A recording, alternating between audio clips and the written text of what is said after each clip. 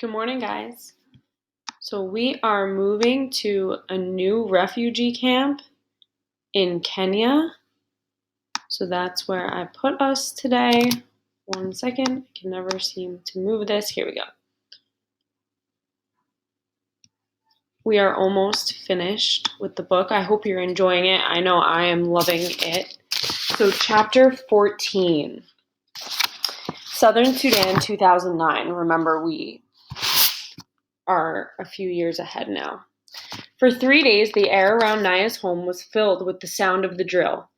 On the third afternoon, Naya joined the other children gathered around the drill site. The grown-ups rose from their work, pounding rocks, and drifted over too.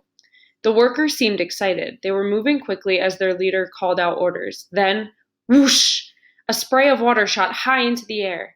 This wasn't the water that the workers had been piping into the borehole. This was new water, water that was coming out of the hole. Everyone cheered at the sight of the water. They all laughed at the sight of the two workers who had been operating the drill. They were drenched, their clothes completely soaked through. A woman in the crowd began singing a song of celebration. Naya clapped her hands along with the other children, but as Naya watched the water spraying out of the borehole, she frowned. The water wasn't clear. It was brown and heavy looking. It was full of mud. Ifo Refugee Camp, Kenya, 1992 to 1996. Salva was now 22 years old. For the past 5 years, he had been living in refugee camps in northern Kenya, first at the Kakuma camp, then at Ifo. Kakuma had been a dreadful place, isolated in the middle of a dry, windy desert. Tall fences of barbed wire enclosed the camp. You weren't allowed to leave unless you were leaving for good. It felt almost like a prison. 70,000 people lived at Kakuma. Some said it was more, 80 or 90,000. There were families who had managed to escape together, but again, as in Ethiopia, most of the refugees were orphaned boys and young men. The local people who lived in the area did not like having the refugee camp nearby. They would often sneak in and steal from the refugees. Sometimes fights broke out and people were hurt or killed.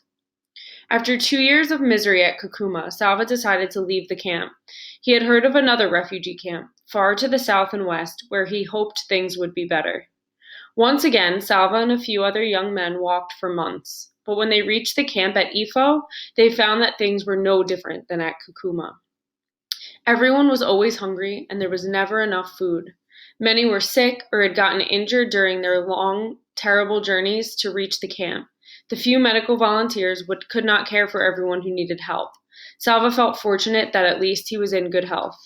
He wanted desperately to work, to make a little money that he could use to buy extra food.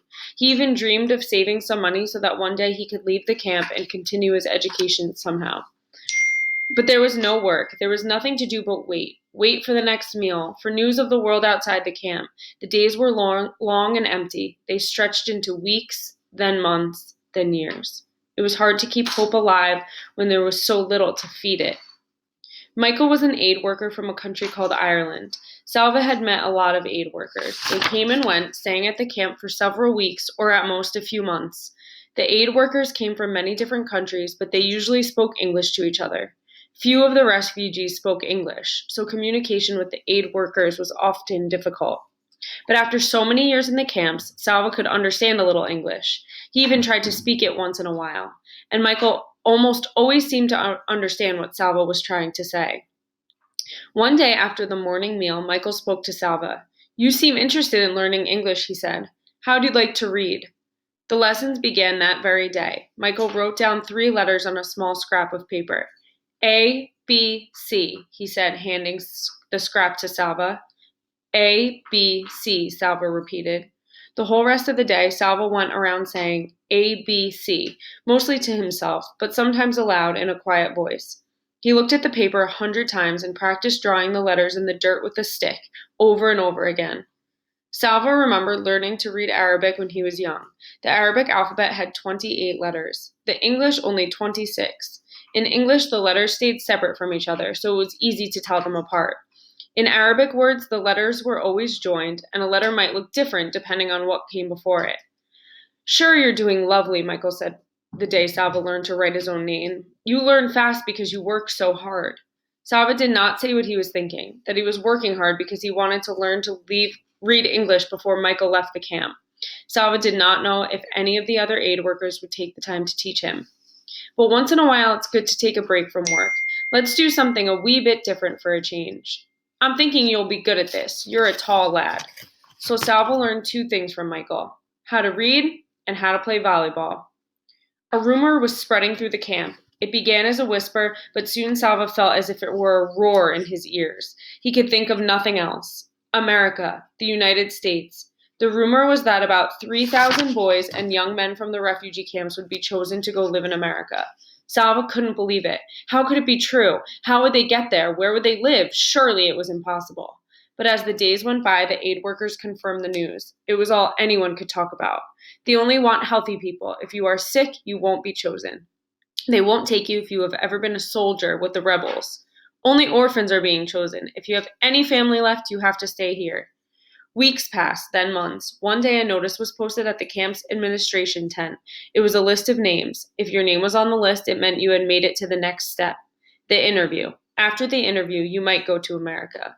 Salva's name was not on the list, nor was it on the next list or the one after that. Many of the boys being chosen were younger than Salva. Perhaps America doesn't want anyone too old, he thought. Each time a list was posted, Salva's heart would pound as he read the names. He tried not to lose hope. At the same time, he tried not to hope too much. Sometimes he felt he was being torn in two by hoping and not hoping. One windy afternoon, Michael rushed over to Salva's tent. "Salva, come quickly. Your name is on the list today."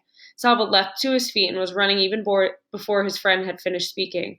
When he drew near the administration tent, he slowed down and tried to catch his breath. He might be wrong. It might be another person named Salva. I won't look too soon. From far away, I might see a name that looks like mine, and I need to be sure. Salva shouldered his way through the crowd until he was standing in front of the list. He raised his head slowly and began reading through the names. There it was. Salva Dutt, Rochester, New York. Salva was going to New York. He was going to America. Go respond.